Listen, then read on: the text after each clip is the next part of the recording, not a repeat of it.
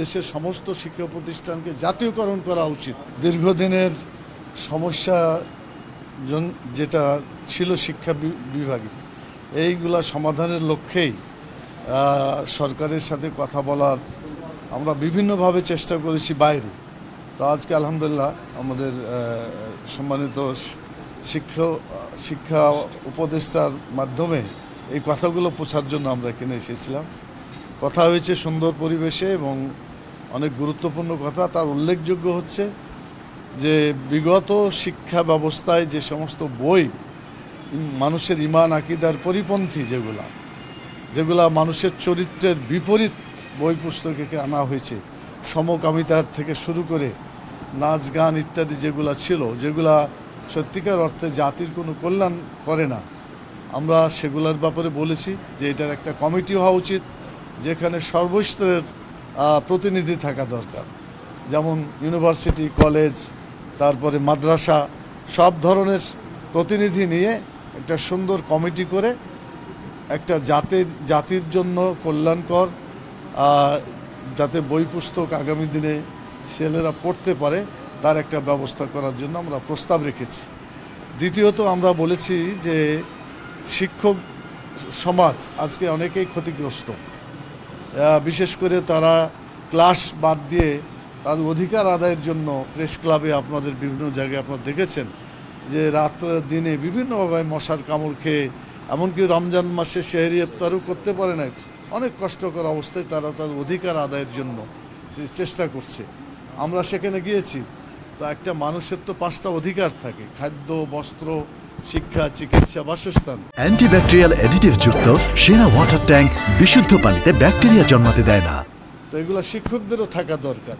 তারা যদি ঠিকমতো এগুলার তাদের নিয়ম নীতি অনুযায়ী এগুলো পেয়ে থাকে, তাহলে শিক্ষা ব্যবস্থায় তারা শিক্ষা দিতে উৎসাহিত হবে। কিন্তু তাদের পেটে যদি খাবার না থাকে, তারা যদি চলতে না পারে, তখন বাধ্য হয়ে তারা এদের করতে হয়েছে। তো আমরা বললাম যে নন এমপিও যারা এভাবে বিশেষ করে কষ্ট করছে, শিক্ষকদের বিভিন্ন মর্যাদার বিভিন্ন প্রতিষ্ঠান বা বিভিন্ন, যেমন প্রাইমারি থেকে শুরু করে হাই স্কুল, কলেজ, মাদ্রাসা, এই সবগুলোরই সমস্যা আছে।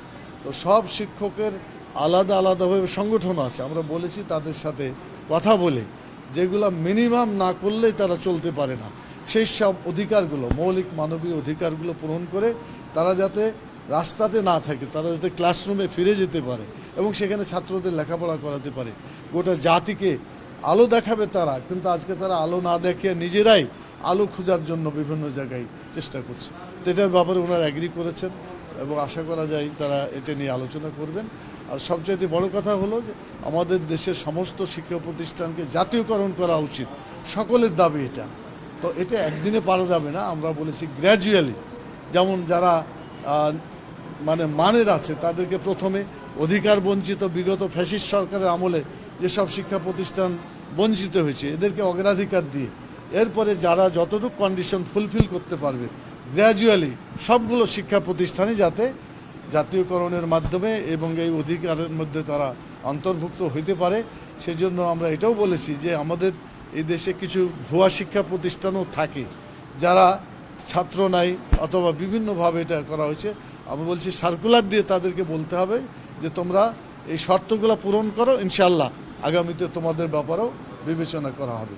তো এভাবে সার্বিকভাবে যদি দেশের শিক্ষা ব্যবস্থাকে সুন্দর করা যায়, সেটা বলার জন্যই আমরা এখানে এসেছিলাম। উনি আশ্বাসও দিয়েছেন, কথাও বলেছেন। আমরা বিশ্বাস করি আগামী দিনে এদেশের মেজরিটি মানুষ হচ্ছে ইসলামের আকীদা বিশ্বাস পোষণ করে। এই জন্য ইসলামী শিক্ষানীতির মাধ্যমে যদি এটা বাস্তবায়িত হয়, তাহলে গোটা জাতির অধিকাংশ এটা পূরণ হবে। সেই জন্য সেটাও আমরা দৃষ্টি আকর্ষণ